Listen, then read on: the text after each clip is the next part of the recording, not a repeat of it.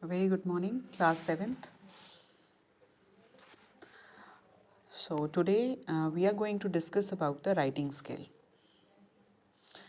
What I want to say is that every unit has a topic. Suppose your this unit one unit was on the nature and the second unit was on the patriotism. So I mean to say that every unit has its theme, right? Your unit 2 was on the topic self and unit 3 was on the topic nation. So from the unit nation we will write something. I told you to write a paragraph on the patriotism, and it was also in the question form. I told you to write a paragraph. It was on the page number 65 of your third unit. Page number 65, there was a speaking skills, and there I told you to write a paragraph on how would you like to serve your country, right? And the second question was, in what way you will protect the honor of your motherland. So I told you to write a paragraph on any one of these topics. Means it should be related to the patriotism, because this unit was related to the nation. So likewise, I have taken the topic from the unit 4 was on the topic nature, and I have taken this topic and you have to write this as an article. You can write, it can come in any form in your exam. It can come as a paragraph, it can come as an article or as a speech on nature. Means nature is the best teacher. So I have decided this paragraph for you, paragraph or an article. So today we are going to discuss this paragraph. This is related to the unit number 4, unit 4 nature, and in the next lecture we will discuss about the patriotism, right? That was related to the unit number 3. So it's better if you write down the paragraph which I gave you as a homework. So now we start with this paragraph. You can take it in any form. Okay, so nature is the best teacher. You know that nature is the best teacher. Can you prove that? Nature is a great and world's best teacher. कैसे? अब हम ये पढ़ेंगे तो हमें समझ में आएगा कि कैसे नेचर बेस्ट टीचर है. As we learn many things from nature. हम नेचर से बच्चे बहुत सारी बातें सीखते हैं. आपको पता है क्या? हमने कभी ध्यान नहीं दिया ना कि नेचर से हमें क्या क्या सीखने को मिलता है. Nature teaches us how to be calm, how to be patient, kind and many more things. हमें नेचर से बहुत कुछ सीखने को मिलता है. हमें नेचर से कामनेस मीन्स शांति मिलती है, पेशेंस मिलती है सीखने को, फिर काइंडनेस मिलती है, और बहुत सारी क्वालिटीज़ हैं जो हम नेचर से ले सकते हैं, ग्रैस्प कर सकते हैं. The best lesson we learn from nature is to be the giver. और सबसे बड़ी बात क्या है बच्चे नेचर की? नेचर हमारा बेस्ट टीचर कैसे? क्योंकि वो हमें देना सिखाता है. He makes us to be a giver than to be a taker. हमें देना सिखाती है नेचर. क्योंकि आप नेचर की कोई भी चीज़ देखिए, चाहे आप सन देखिए या मून देखिए, आपको सन से मिलता ही है ना. आप कुछ देते तो नहीं ना सन को. सन से आपको हीट मिलती है, लाइट मिलती है. सन पूरे वर्ल्ड को, पूरे यूनिवर्स को लाइट देता है, और इन रिटर्न हम क्या देते हैं सन को? कुछ नहीं देते ना. ऐसे ही आप ट्रीज़ का देख लीजिए. Trees, we get so many things from the trees, isn't it? मिलती हैं ना चीज़ें हमें सन से बहुत सारी. बट हम क्या देते हैं ट्रीज़ को? कुछ भी नहीं देते. ट्रीज़ से हमें मेडिसिन्स मिलती हैं, कितनी तरह के फूड मिलता है हमें. Then we get so many things from, unlimited things from the trees. दवाइयाँ बनती हैं कितनी सारी, जूट मिलती है, कॉटन मिलती है, T, coffee, fruit, grains, means there are countless things which we get from the trees. So similarly, and today we are going to discuss about the nature, that how nature is our the best teacher. So the best lesson we learn from the nature is to be the giver. हमें सबसे बड़ा lesson nature से क्या मिलता है? To be a giver. Giver means देने वाला, rather than receiver, ना कि लेने वाला. Receiver होता है जो receive करता है, लेता है. और गिवर क्या होता है? देने वाला। तो हमें नेचर से सबसे बड़ा लेसन मिलता है कि हमें देना है, लेना नहीं है। Nature gives us many things like sunshine, air, rain, food, water, season, flowers and many more things without expecting anything in return. और नेचर से आप समझ सकते हैं हमें कितना कुछ मिलता है। सनशाइन मिलती है, फ्रेश एयर मिलती है, बारिश मिलती है, बारिश से क्रॉप्स बढ़ती हैं, क्रॉप्स से खाना मिलता है, ठीक है ना, ग्रेन्स मिलते हैं, फूड मिलता है, वाटर मिलता है, फ्री है। ये सब चीज़ें हमें फ्री ऑफ कॉस्ट मिलती हैं, हमें इसके लिए कुछ देना नहीं पड़ता। तो नेचर क्या है? गिवर है हमारी। नेचर हमारी बेस्ट टीचर, इसीलिए बोलते हैं बेस्ट टीचर, क्योंकि नेचर हमें देती है। जैसे टीचर हमें, it provides us with the knowledge, teacher gives you the knowledge as if like, जैसे मैं आपको पढ़ा रही हूँ, टीच कर रही हूँ, आपको समझा रही हूँ, आपको नोट्स दे रही हूँ, आपको एक्सप्लेन कर रही हूँ, दे रही हूँ ना आपको। तो ऐसे ही जो नेचर है वो भी हमारी ग्रेट टीचर के रूप में ही मानी जाती है। क्यों? क्योंकि हमें नेचर से बहुत सारी चीज़ें मिलती हैं। Nature includes sun, moon, trees, oceans, fields, mountains and many other things. तो नेचर में ये सब आ जाता है बच्चे। सन आता है, मून आता है, पेड़ पौधे आ जाते हैं, रेन आ जाती है, ओशंस आ जाते हैं, रिवर्स आ जाती हैं, फील्ड्स हैं, हिल्स हैं, माउंटेन्स हैं और बहुत सारी चीज़ें हैं। Each thing teaches us each lesson. और हर चीज़ जो है बच्चे हमें एक ना एक लेसन देती है। कैसे? चलिए अब हम देखते हैं। Such as sun teaches us how to shine in our life. Sun हमें ये टीच करता है कि हमें कैसे अपनी लाइफ में शाइन करते रहना है हमेशा, ठीक है। इवन इन द डार्कनेस, चाहे कितनी भी हमारे सामने मुश्किलें आएँ, हमने शाइन करना ही करना है, जैसे कि सन करता है हमेशा। Moon teaches us how to be calm. Moon शांति प्रदान करता है हमें। मून की जो लाइट है उससे हमें बहुत कामनेस मिलती है। क्यों? क्योंकि वो डार्कनेस में, डार्क कितना, पूरी रात होती है रजे, अंधेरा ही अंधेरा होता है, और फिर भी मून की जो लाइट है पूरी दुनिया में फैली होती है कि नहीं, यूनिवर्स में, है ना। उससे हमें कामनेस मिलती है, ठंडक मिलती है ना। मून की लाइट से हमें कामनेस मिलती है, सन की लाइट से हमें हीट मिलती है और शाइनिंग मिलती है।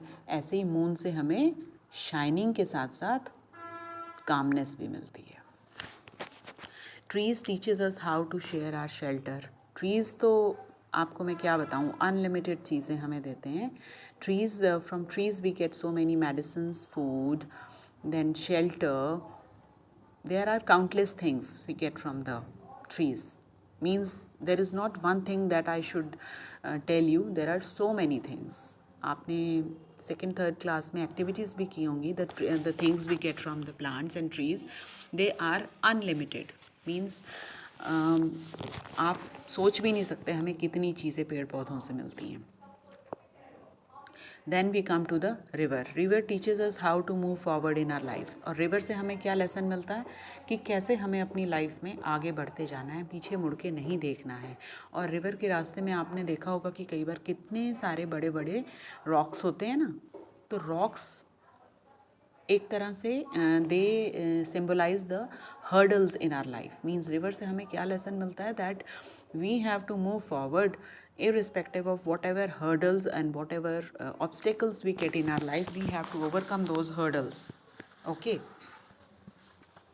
we have to move forward despite of when we are facing all the challenges. The greatest lesson that mankind